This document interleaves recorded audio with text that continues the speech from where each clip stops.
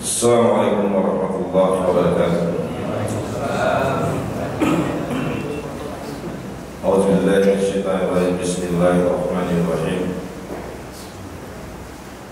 Innallaha wa malaikatahu yusholluna 'alan nabi ya ayyuhallazina amanu shallu 'alaihi wa sallimu taslima. Allahumma shalli wa sallim wa barik ala sayyidina Muhammad wa ala alihi wa ashabihi ajma'in. Amma ba'd. Bapak dan Ibu semua, di mukadimah ngaso atau ngaji kita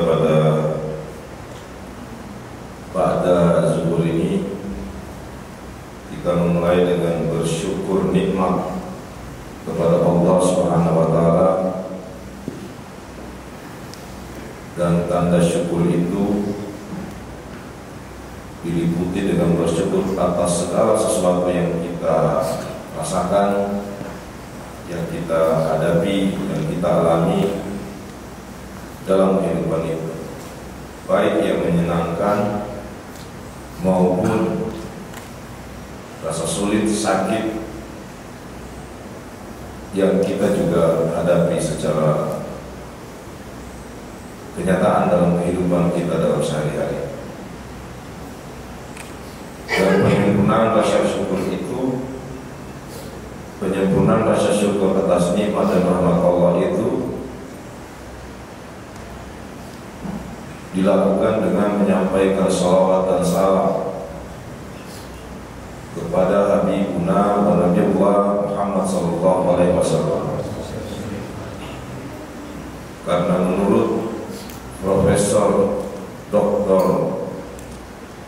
Habib Quraisy Shihab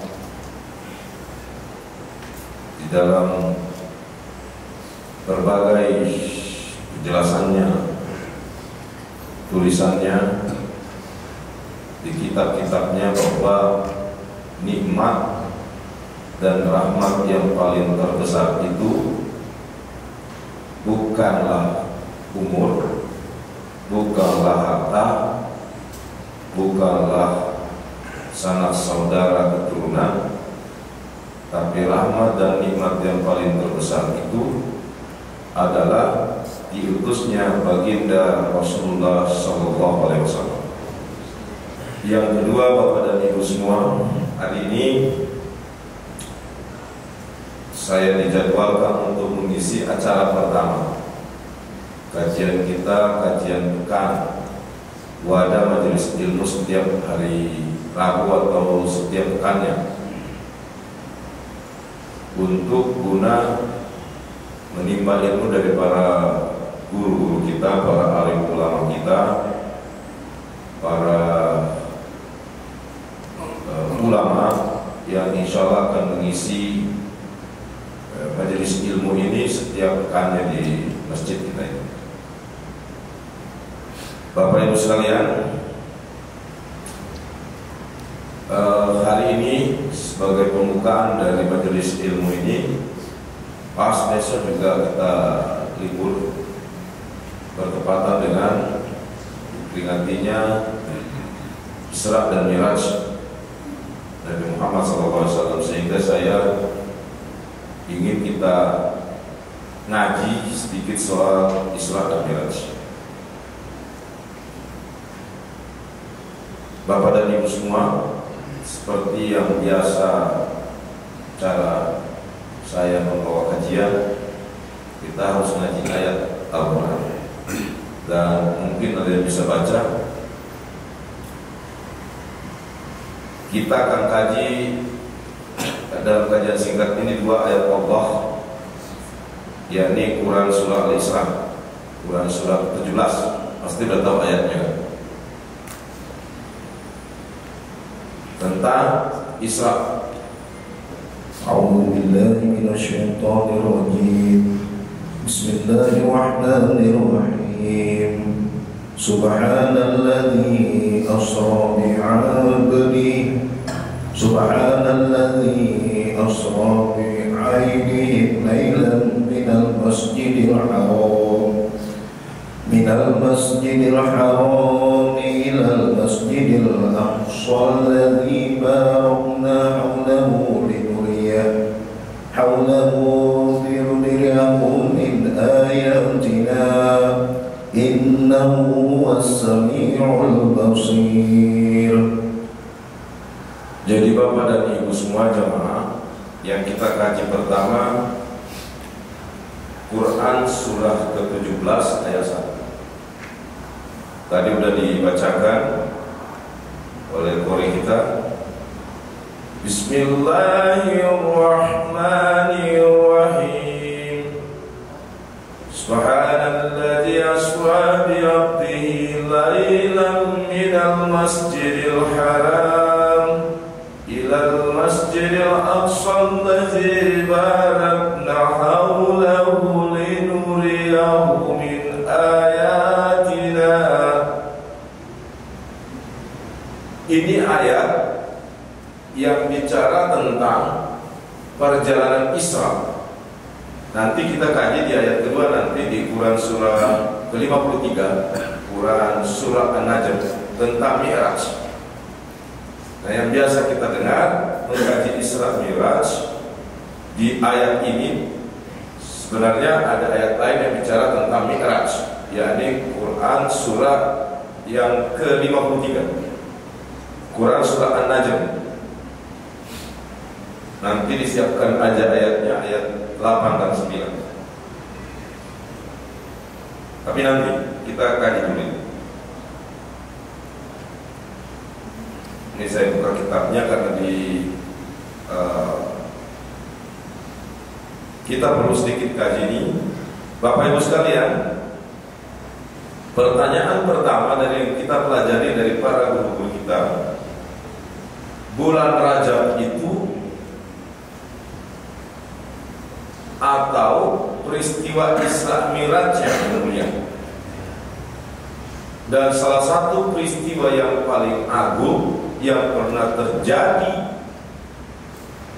di Nabi Muhammad adalah Isra dan Mi'raj. Ini peristiwa pertama yang belum pernah dialami oleh nabi-nabi sebelumnya dan nabi yang lain. Hanya Nabi Muhammad SAW yang pernah mengalami peristiwa ini. Jadi di situ letak kemuliaan bulan Rajab. Peristiwa Isra Mi'raj itu hanya pernah dialami oleh satu orang Nabi dan Rasul, yakni hanya Nabi Muhammad SAW, yang tidak pernah dialami oleh nabi-nabi sebelumnya. Subhanalladzi asra bi 'abdihi, Maha suci Allah yang memperjalankan hambanya. Lailan, itu peristiwanya di malam hari. Bapak Ibu sekalian memahami peristiwa sebagaimana dijelaskan oleh guru-guru kita, oleh para ulama, kita harus kaji sekaligus konteksnya supaya bisa membatin, bisa mendalam di dalam praktek amal ibadah kita sehari-hari dalam rangka menghambakan diri kepada Allah Subhanahu wa taala. Jadi peristiwa Isra Mi'raj ini menurut teksnya terlaksana di malam hari. Nah, tapi sebelum sampai di sini, dalam cerita-cerita hadis yang masyhur, cerita kisah-kisah para ulama dalam berbagai tausiah yang kita pernah dengar, bahwa sebelum Rasulullah Isra, sebelum ilal Masjidil Aqsa, beliau itu dalam berbagai variasi bahwa beliau itu dioperasi, dibuka untuk disucikan. Dalam berbagai versi cerita dan kisah kira-kira begitu. Kita anggap saja itu benar. Peristiwanya konon katanya di samping Baitullah sebelum melaksanakan perjalanan Isra. Jadi ini ada dua ya. Pertama perjalanan Isra, dan ketika di Baitul Maqdis itu melakukan perjalanan Mi'raj. Jadi dua peristiwa Isra dan Mi'raj. Mi'raj itu ilas sama, naik ke atas. Apa yang terjadi pada peristiwa di mana di samping Baitullah ketika dioperasi? Pertanyaannya kan ada. Pertama, mengapa Nabi butuh dioperasi? Apakah ada sesuatu yang disucikan? Bukankah Rasulullah itu adalah manusia suci? Supaya kita tidak salah paham nih, tidak punya perkiraan dan sangka yang tidak kepada baginda Nabi. Untuk memudahkan memahaminya begini, jika di antara jamaah beli motor yang bagus atau ada mobil yang hanya baru, untuk membuktikan mobil itu bagus, membuktikan mobil itu berkelas, biasanya kita buka. Nih, coba lihat mesinnya.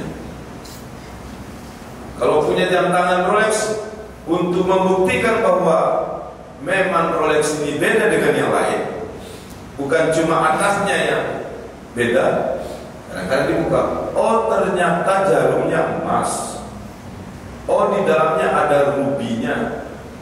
Itu baru bisa kelihatan kalau kita buka.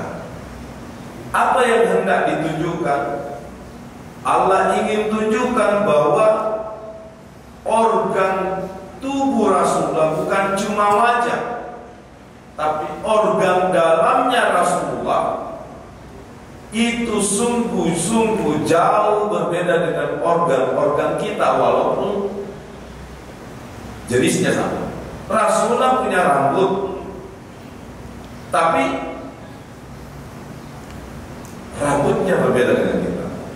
Tidak keriting, tidak lurus. Terbukti sekarang, sampai sekarang disimpan, dan konon ceritanya tiap tahun tumbuh panjang. Dengan cerita itu, kisah itu, berarti rambut saja sudah kita berbeda. Kulitnya juga begitu. Tidak putih pucat, tidak hitam, juga tidak sawo matang. Coba susah kan membayangkan itu. Dan tidak perlu dibayangkan. Tidak ada faedahnya kita membayangkan. Yang satu karena Rasulullah ini memang istimewa, segala-galanya beda dengan manusia. Tidak boleh kita sama sekali membandingkan jasa kita, tubuh kita seolah-olah sama tubuh jasad Rasulullah dengan kita, manusia manapun di atas muka bumi ini. Karena Allah telah mengistimewakan Nabi, tidak hanya dalam soal akhlaknya, tidak hanya dalam soal pengabdiannya, tidak hanya dalam soal syiar dakwanya, tapi termasuk fisiknya. Tidak boleh, haram kita membanding-bandingkan, apalagi menyamakan fisik kita dengan fisik Rasulullah. Itu makna. Jadi kalau waktunya pendek, kajian pendek. Kalau panjang waktunya, saya ceramah Isra Mi'raj panjang kayak biasa, kita ulas satu-satu. Itu dulu. Yang kedua, ini kita doakan semua jemaah yang ada di sini maupun yang tidak sempat hadir, yang sudah berhaji, kita doakan mudah-mudahan sempat kembali ke tanah suci, berkunjung ke Baitullah dan berziarah di makam Rasulullah, supaya bisa melihat langsung di sana. Apa yang kita mau saksikan di sana, Bapak Ibu sekalian? Setiap orang yang datang ke sana, bahkan setiap orang yang mengantar orang ke sana selalu minta, mudah-mudahan kena bulik yang dulu bisa jual dapat air jam-jam, kurma, tasbih. Nah, saya ingin bahas air jam-jam. Kenapa air jam-jam mulia? Apakah air jam-jamnya yang mulia, atau karena ada sebab yang menjadi air zam-zam itu mulia? Dalam kisah-kisah masyhur, air zam-zam itu menjadi mulia karena pernah bersentuhan dengan darah dan tubuh Rasulullah SAW. Segala apapun yang pernah tercapai bersentuhan dengan Rasulullah dia mulia. Karena yang menyentuhnya adalah mulia Rasulullah SAW.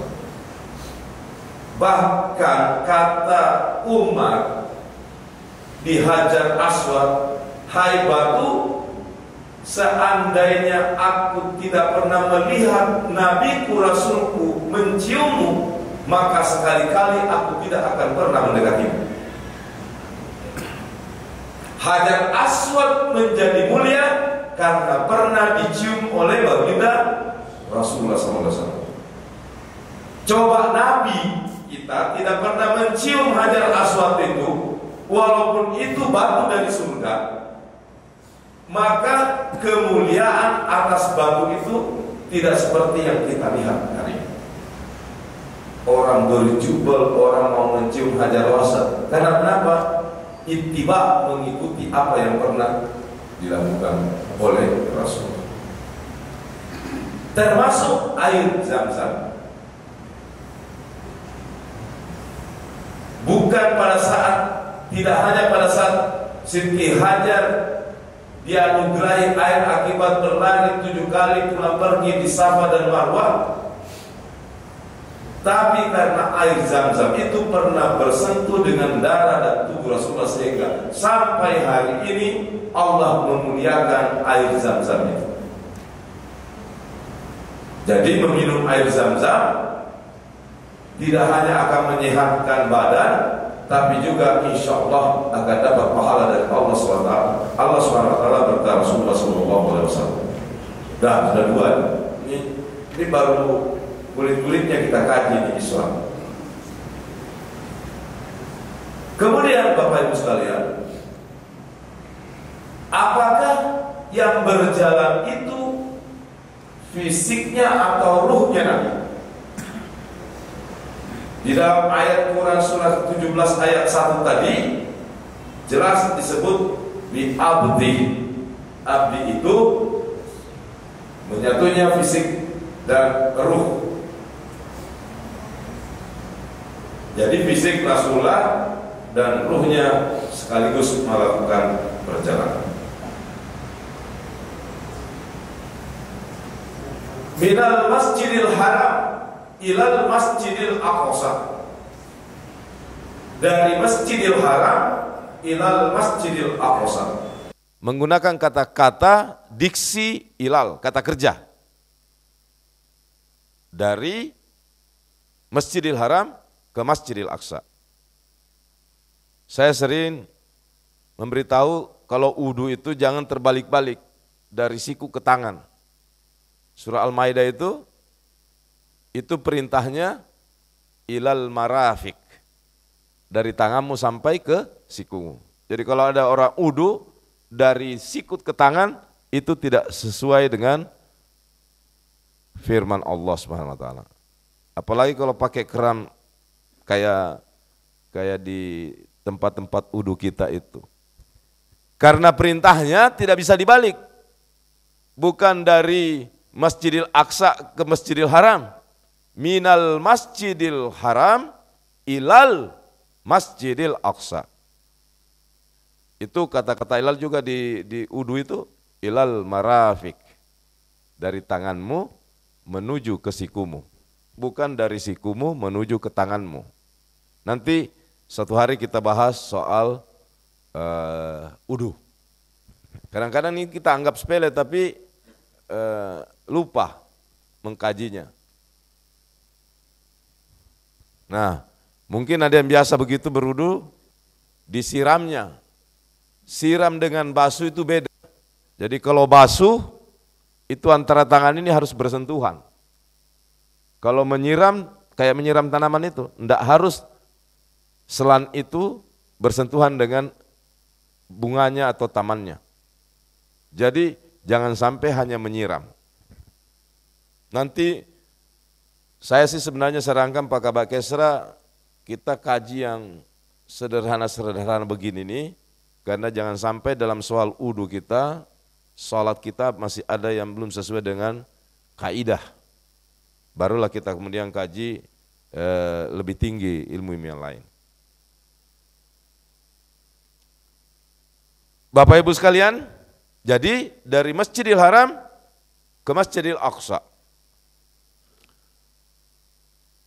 Kenapa disebut Masjidil Aqsa? Karena di Al-Quran itu belum dikenal istilah Yerusalem, belum dikenal istilah Israel, Palestina, belum ada.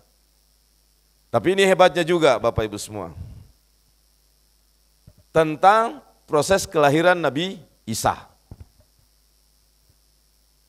Kan itu yang menjadi pertentangan akhir zaman. Ada yang mengatakan bahwa Nabi Isa itu lahir di kandang domba, ada yang mengatakan Nabi Isa itu lahir di pohon kurma. Selain Nabi Muhammad yang diceritakan prosesnya, Nabi Isa sangat detail diceritakan dalam Quran surah Maryam.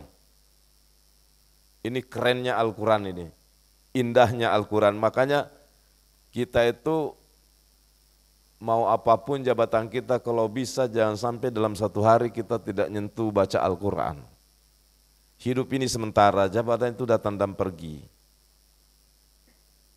Kekayaan itu pasti akan habis, pangkat kita pasti akan jadi pensiun semua.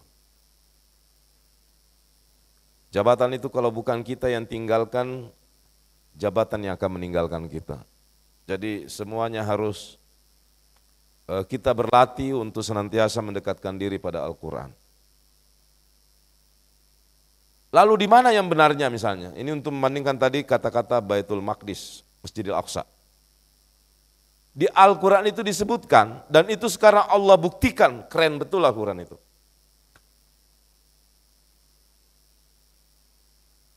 Quran surah Maryam menyebut bahwa Isa bin Maryam itu lahir di sebelah utara dari Baitul Maqdis. Jadi ketika menunjuk Palestina, Al-Quran itu selalu menggunakan Baitul Maqdis, Masjidil Aqsa sebagai patokan.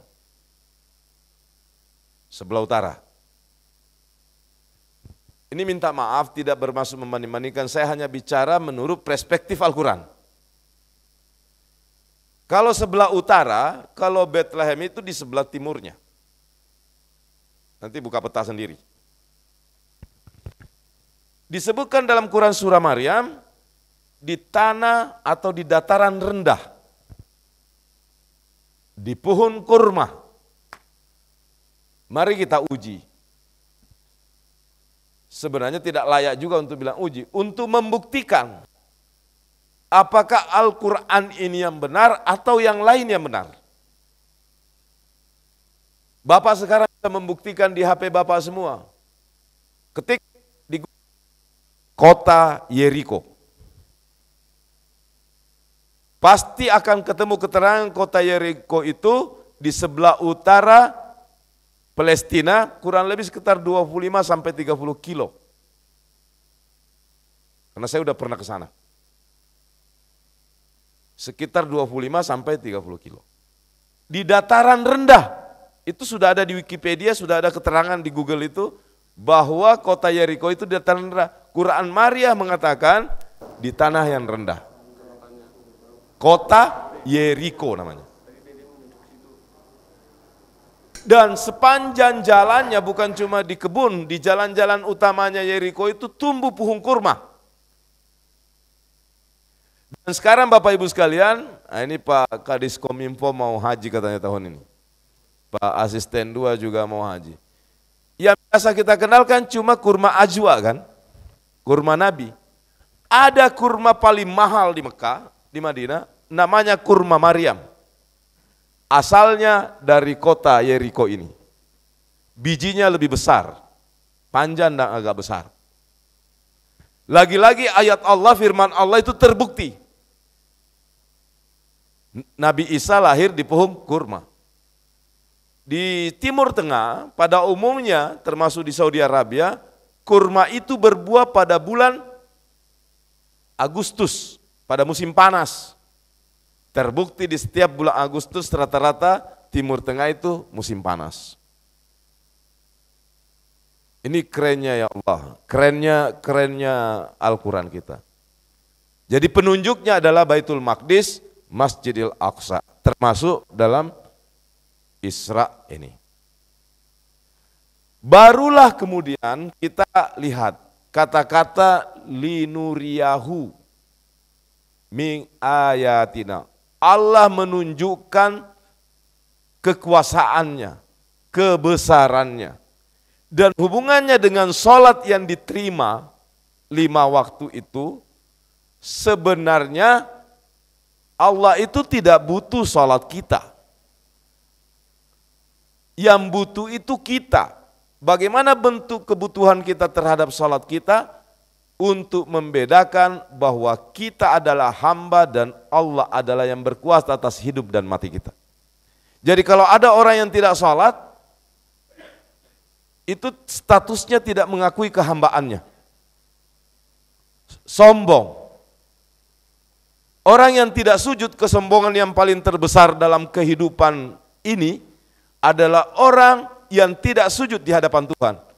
Wala tusair haddaka linnasi wala tamshi fil ardi maraha innallaha la yuhibbu kulla mukhtalin fakhura. Jangan engkau berjalan di atas bumiku, kata Allah ini, di bawah kolom langitku ini, kata Allah, dengan sombong dan angkuh. Dan kesombongan yang paling terbesar dalam kehidupan ini adalah keengganan, keangkuhan tidak bersujud di hadapan Sang Maha Kuasa. Itu sebabnya salat itu disimbolkan kepala itu bahkan lebih rendah daripada pantat. Maaf. Kalau orang sujud, kepala jauh lebih rendah posisinya daripada pantat.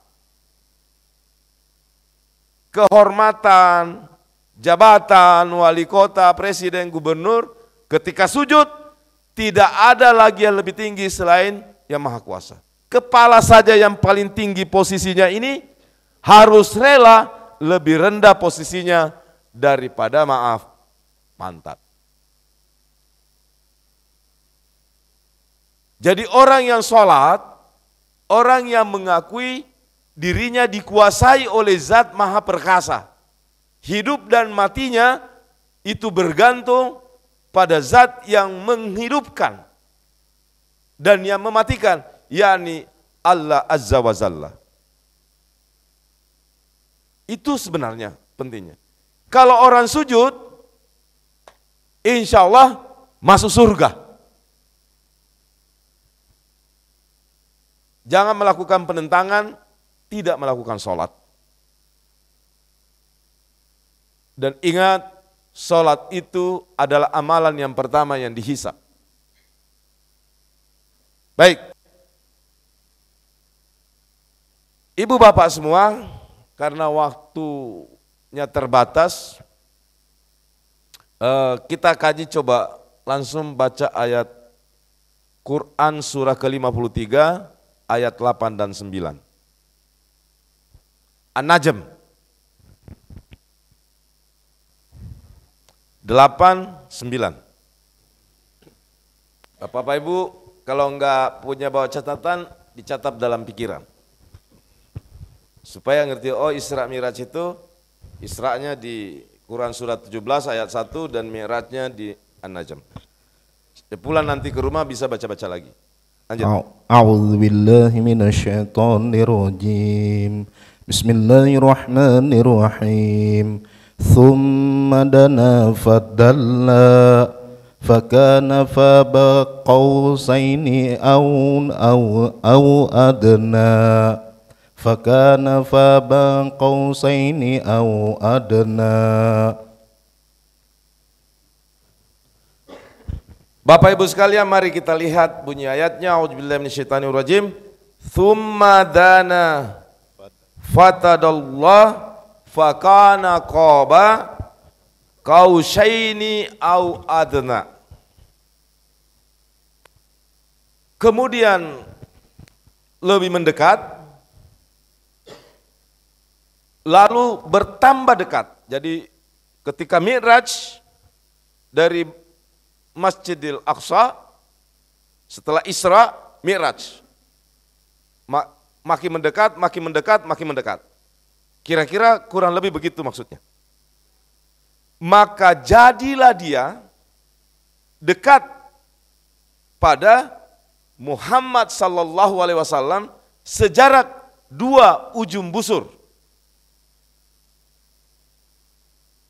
Sejarak 2 ujung busur panah, au adna, atau lebih dekat. Jadi ini pertemuan, tidak disebutkan di ayat itu batam busur. Nah, kita ngaji nih. Jadi kalau teman-teman yang pernah di pondok, pernah ngaji kitab, pasti paham. Nih. Jadi kita dulu di pondok itu membahas kajian itu dengan lebih dalam. Oleh sebab itu bagi kita yang enggak mau mengkaji Islam harus bertanya pada guru-guru yang memahami dengan baik. Supaya kita tidak sesat dalam memahami dan tambah ilmu kita. Jadi contohnya gini, kita salat, ya kita praktekkan salat, tapi jika ada para ulama, tuan-tuan guru kita membahas kitab salat, maka ikut supaya kita dapat ilmunya tentang salat, bukan sekedar kita laksanakan. Jadi dua sekaligus yang kita dapat. Kita laksanakan salatnya, kita dapat ilmu tentang salatnya. Salah satu tadi diantaranya ilmu yang saya maksud salat itu adalah orang yang salat itu adalah orang yang pandai bersyukur. Karena tanda bersyukurnya dia sujud karena kehidupan dan kematiannya dikuasai oleh zat yang maha menguasai, yakni Allah Azza wa Jalla. Nah itu ilmunya salat. Salah satu diantara begitu banyaknya ilmu salat. Disebut di situ qaba kausyain. Qaba kausyaini. Itu seperti 2 ujung busur. Bukan batang busur ya. Kalau batanya berarti garis. Kalau ujungnya berarti titik. Saya ulangi, bukan batang busur, disebut di sini qaba kausyaini. 2 ujung busur. Kalau batangnya busur dia bentuknya garis. Kalau ujungnya busur dia bentuknya titik. Jika 2 titik menyatu bisa enggak dibedakan antara 2 titik ini? Bayangkan bagaimana Allah dengan Rasulullah. Kalau 2 garis berhimpitan begini masih bisa bedakan. Lidi pertama, lidi kedua. Ini 2 titik menyatu. Au adna, dan lebih dekat lagi. Orang kalau meninggal sering disebut kembali ke rahmat. Rahmat paling terbesar dalam hidup ini adalah dianugerahkannya Rasulullah sallallahu alaihi wasallam. Apa maknanya itu? Jadi Rasulullah bukan sekedar nabi dan utusan Rasul, tapi dia adalah jalan untuk mendapatkan keselamatan dunia dan akhirat. Allahumma salli ala Sayyidina Muhammad. Kenapa kita salat 2 rakaat di waktu subuh? 4 rakaat di zuhur, 4 rakaat di asar, 3 rakaat di maghrib, 4 rakaat di isya. Adakah Al-Quran cerita tentang 2 rakaat di subuh? Yang contohkan siapa? Rasulullah. Oleh sebab itu kita bisa salat, kita bisa wudu, kita bisa puasa, kita bisa sedekah, kita bisa melakukan ibadah-ibadah lain karena jalannya ditunjukkan oleh Rasulullah sallallahu alaihi wasallam. Jadi luar biasa. Jangan sampai ada di antara kita tidak bersalawat dalam 1 hari. Allah dan para malaikat bersalawat. Tadi di pembukaan kajian kita hari ini saya bacakan ayatnya. Dan ini ayat yang wajib dibaca oleh para khatib di khutbah keduanya. Salah satu dari rukun khutbah. Innallaha wa malaikatahu yusalluna 'alan nabi. Allah dan para malaikat bersalawat kepada Rasulullah. Allah saja, para malaikat saja bersalawat, apalagi cuma kepala BPKAD atau kepala dinas perdagangan. Jadi jangan sampai dalam satu hari kita ada alfah absen tidak menyampaikan salawat kepada Habibuna wa Nabiullah Muhammad sallallahu alaihi wasallam.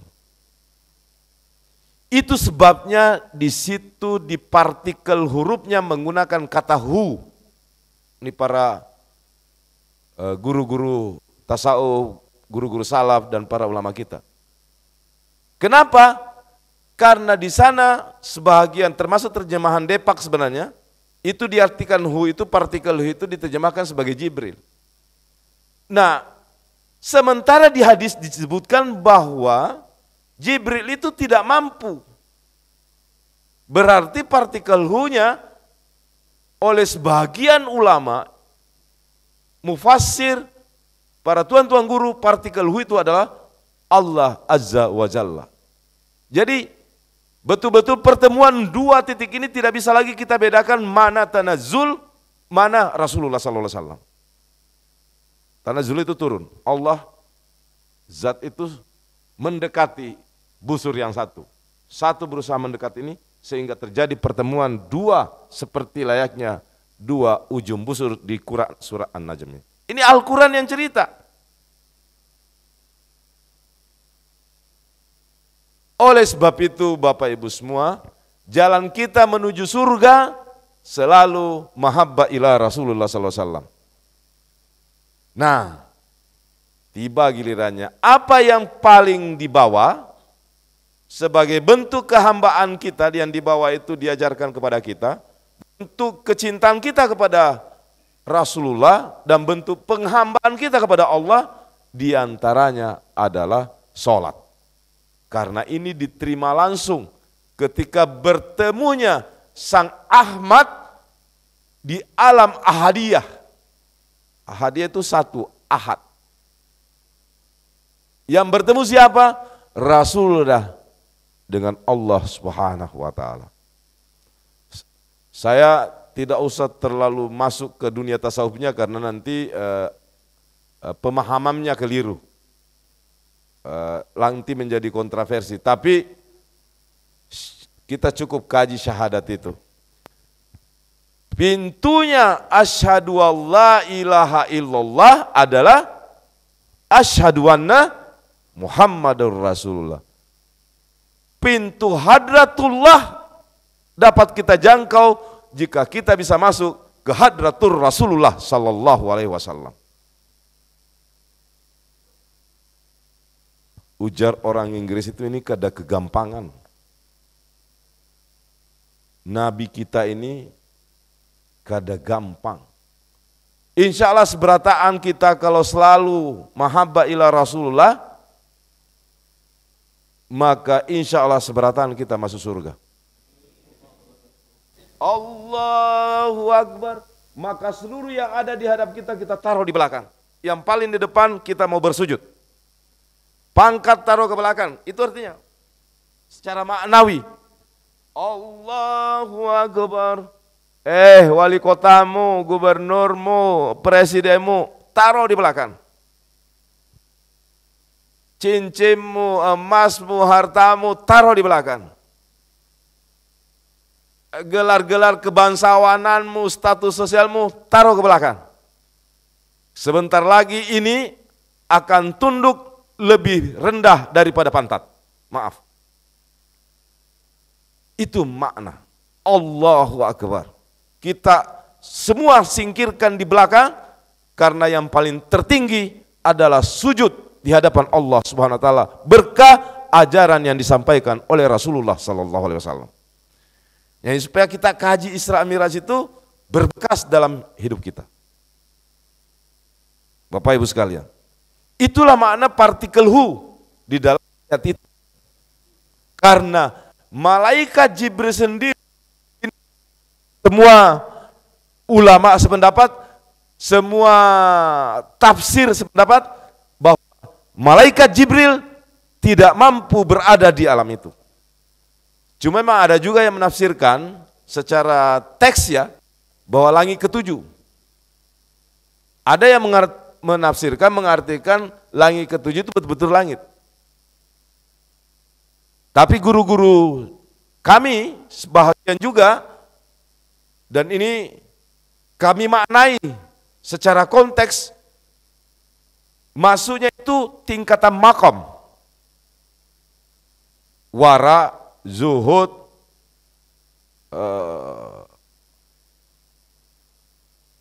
kehati-hatian, adil, itu makam orang yang mau sampai pada ke hadratul Rasul. Jadi itu bukan sekedar yang kita maknai sebagai langit dengan susunan langit seperti yang kita lihat di atas semata-mata. Tapi itu tingkatan makam spiritual kita. Jadi kalau orang masih suka gibah orang lain, nah itu belum bisa masuk pada makam-makam itu. Jadi harus lembutkan hati pada kebenaran, jangan terlalu mengeraskan hati. Walaupun yang sampaikan kebenaran itu kita lihat lebih rendah dari kita, terima. Tidak terimanya itu karena hati lagi keras. Lembutkan hati untuk menerima kebenaran dari manapun. Supaya kita bisa masuk di makam spiritual yang bagus. Nah kalau makam spiritual kita bagus, insya Allah rezeki akan mengalir lancar. Dan ini nggak bisa diukur dengan ukuran matematik. Tapi dan pendekatan spiritual. Kalau hati kita bersih, hati kita tulus, enggak apa-apa muka kita keras, tapi lembut hatinya. Kenapa? Orang yang lembut hatinya, itu insya Allah kebenaran itu mudah masuk. Kalau kebenaran bisa masuk, hati lembut insya Allah, rezeki juga akan lancar. Ya. Pasti kita akan bertemu masalah dalam kehidupan. Suatu hari mau bayar sesuatu, tiba-tiba tidak cukup duitnya. Tapi karena hati udah biasa dilatih lembut, insya Allah ada aja jalan keluar. Jadi itu tidak berhubungan dengan fisik wajah, tapi berhubungan dengan kemauan untuk melembutkan hati. Kalau enggak sepaham dengan kita, walaupun kebenaran orang itu disampaikan, kita cenderung mau menolak. Kalau tidak dari golongan kita, cenderung kita tolak. Enggak boleh. Kita harus belajar mengikhlaskan, melembutkan hati agar kebenaran bisa masuk siapapun yang mengucapkannya. Bahkan dari pendosa sekalipun. Ini yang tidak mudah dan butuh latihan. Butuh latihan. Jadi itu hikmah dari peristiwa Isra Mi'raj. Di sini Allah tunjuk kepada alam itu menjadi mulia karena kehadiran Rasulullah. Kemarin di ruangan kaji saya sedikit, ulun betakun kemarin. Jadi perjalanan Nabi itu perjalanan keberangkatan atau kepulangan Nabi. Sesungguhnya Isra Mi'raj itu kepulangan Nabi ke tempat asalnya. Jadi kalau misalnya Pak Kadis asalnya dari Berau, kalau dia ke Berau bukan namanya berangkat ke Berau, tapi pulang ke Berau. Paham ya sampai sini? Nabi itu ke Sidrat Al-Muntaha itu bukan perjalanan keberangkatan. Nabi sedang diperjalankan pulang ke tempat asalnya. Tempat asalnya apa? Hadratul Allah. Bertemu dengan kekasihnya, yakni Allah Subhanahu wa ta'ala. Beda kalau kita berangkat ke Jakarta, kita bujur-bujur tuh ke Jakarta.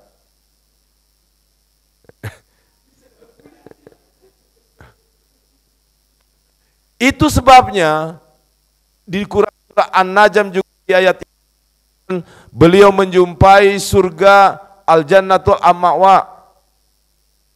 Beliau melihat semua itu. Kenapa yang dia datangi ini adalah tempat asalnya. Dan Allah sangat bergembira atas kepulangan Rasulullah sallallahu alaihi wasallam. Jadi kalau kita ingin Allah itu, maka puji dan kirimkan salawat kepada Nabi. Karena kata Allah dalam Al-Quran, Qul in kuntum tuhibbunallah. Katakan, hai Muhammad, siapa yang mencintai aku, siapa yang reda dengan aku, siapa yang ingin aku kasihi, ingin masuk ke dalam hadratku, tabi'uni, ikuti Rasulullah SAW. Dan terakhir sebagai penutup kajian ini, di antara yang kita ikuti, kalau Nabi itu sholat, jangan sampai kita selawat tapi tidak sholat, tidak sembahyang.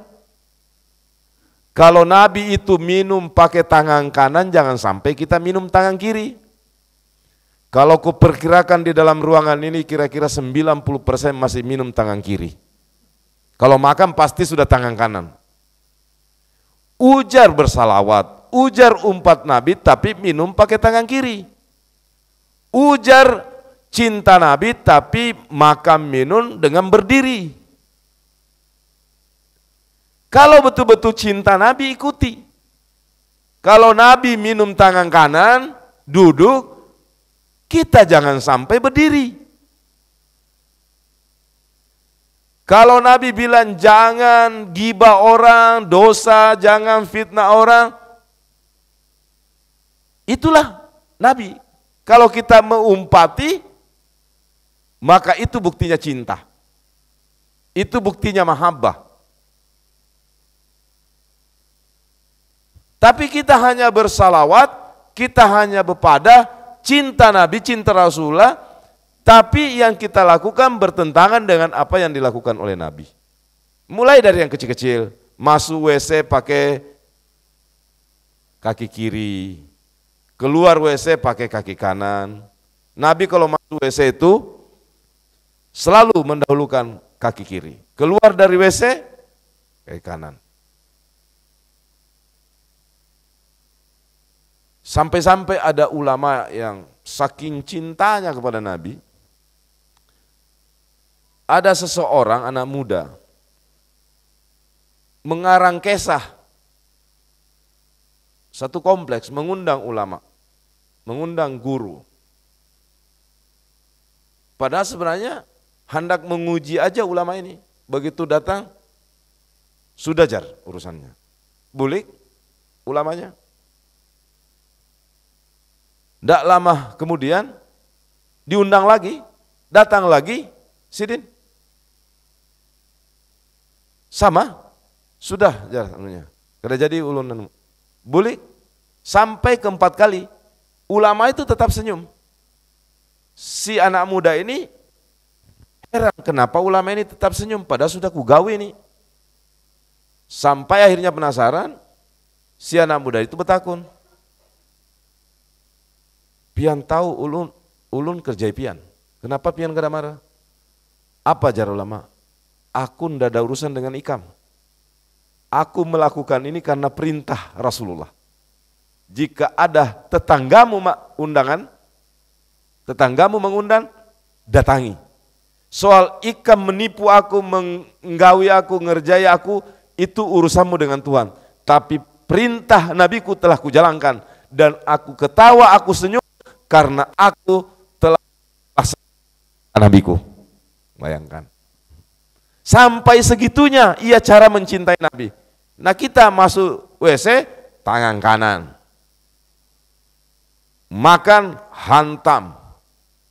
Kada bebasmalan, tidak membaca doa. Ya kan? Minum tangan kiri. Makan, minum sambil berdiri. Dan seterusnya. Kita mulai aja yang halus-halus, yang kecil-kecil, tidak usah yang terlalu. Kalau belum sempat begamis setiap hari, ya kada usah juga berpaksaan. Yang penting itu cinta dan sikap kita, adab kita kepada Nabi, itu yang harus kita utamakan. Kita mulai yang kecil-kecil aja, yang sederhana-sederhana, yang ringan. Karena kata Allah itu kita diberi agama untuk memudahkan, bukan untuk mempersulit. Kita yang kecil-kecil aja, yang tidak memerlukan modal, tapi dapat hidayah, dapat keberkahan.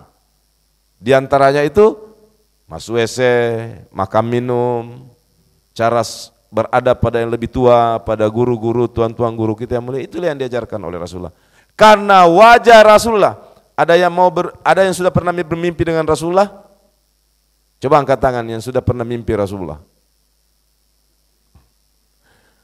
Kalau belum pernah bermimpi Rasulullah, cara kita memandang Rasulullah, lihatlah kepada wajah-wajah ulama-ulama kita. Lihatlah wajah tuan-tuan guru kita. Karena al-ulama warasatul anbiya. Ulama itu adalah pewaris para nabi. Itu cara kita beradab kepada Rasulullah sallallahu alaihi wasallam. Jadi laksanakan salat. Nah, yang paling terakhir salat kita itu 5 waktu. Tidak usah kukaskan bagaimana perjalanan, yang jelas di zaman Nabi itu saling gojolokan juga. Jadi sudah terima perintah 50 waktu, ketemu Nabi Musa. Nabi Musa ini mengukur ketika dia menerima juga perintah salat pada zaman kenabiannya. Waktu itu pengikutnya tinggi-tinggi, ganal-ganal, dan kada sanggup. Pengikut umat Nabi Musa, itulah yang dipakai ukuran, sehingga tanda petik menggawi Nabi Muhammad. Begitu turun, hai Muhammad, aku aja ini umatku berapa ratus kali lebih tinggi, lebih ganal dari umatmu. Ikam haratnya pan menerima 50 rakaat, 50 waktu. Coba naik ke atas 9 kali pulang pergi, akhirnya dapat diskon, setiap diskon 5, jadilah 5. Itu kisahnya. Jadi peristiwa Mi'raj itu, peristiwa Islamnya, ada juga istilah senior junior itu. Tapi sebenarnya bukan soal junior senior, itu bentuk adab Nabi Muhammad kepada Nabi yang lebih tua. Nah, coba Nabi Muhammad, sebenarnya kalau Nabi mau, ketika beliau menerima 50 sudah yakin umatnya bisa melakukan. Cuma karena ada permintaan senior yang baik ya, seniornya Nabi Musa, baik, jelas baik karena Nabi, ya kan? Diumpat ya, itu bentuk adab Nabi Muhammad kepada Nabi Musa. Sidin menghadap lagi, sampai akhirnya terima 5. Tapi hebatnya setelah bahwa satu kebaikan berbalas dengan 10. Mari kita kali 5 kali 10. Jadi betul jumlah waktunya hanya 5, tapi nilai kebaikannya tidak berkurang, karena di setiap satu waktu berbalas dengan 10 kebaikan waktu. Ini hebatnya, kerennya ini. Sama orang berpuasa Ramadan 30 hari, lalu melaksanakan Syawal 6 hari setelahnya. Kata hadisnya, barang siapa yang berpuasa 6 hari secara berturut-turut di bulan Syawal setelah Ramadan, maka ia sama saja berpuasa dengan 1 tahun penuh. Berangkat dari hadis, satu kebaikan mendapatkan asyra hasanah, 30 hari dikali 10 berapa? 300. 6 hari dikali 10, 300 tambah 60, setahun kan?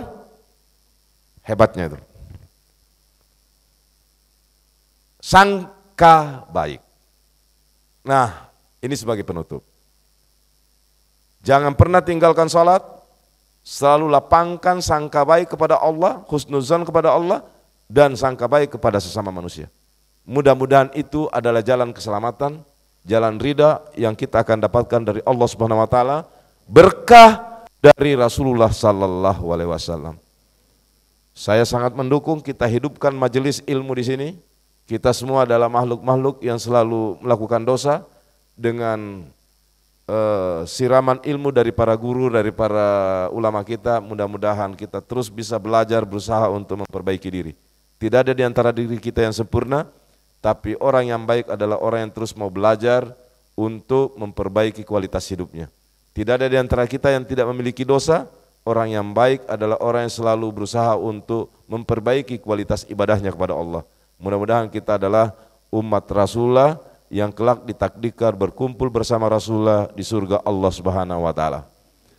Demikian yang dapat kita kaji pada siang hari ini. Mudah-mudahan kita bertemu di majelis yang berikutnya dan semoga kita semua senantiasa mendapatkan perlindungan, pertolongan dan keberkahan serta syafaat Nabi Muhammad SAW baik di dunia maupun insyaallah di akhirat kelak.